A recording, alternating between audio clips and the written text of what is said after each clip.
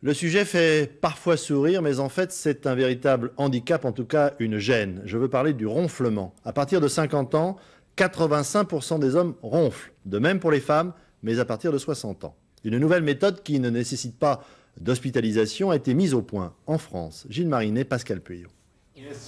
Le ronfleur, très souvent, est un gêneur qui s'ignore, puisqu'il n'est pas incommodé par son propre bruit. C'est donc sous l'amicale pression de son entourage qu'il se décide à consulter.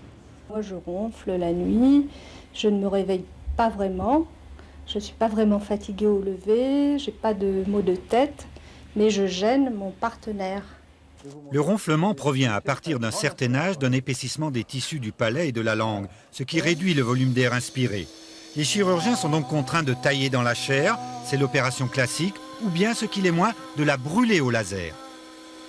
L'objectif, c'est d'arriver, en fin de parcours, à avoir une nouvelle petite luette, beaucoup plus haute et très proche du palais dur, c'est-à-dire de la région, de façon à ce que ce qui reste ne vibre quasiment plus. Le laser chirurgical en lui-même n'a rien de nouveau, mais son application en ORL est relativement récente et encore peu répandue. La technique est pourtant séduisante, à commencer par le fait que, contrairement aux apparences, elle est indolore. Impeccable, je sens effectivement un petit gonflement dans le palais, mais rien d'autre.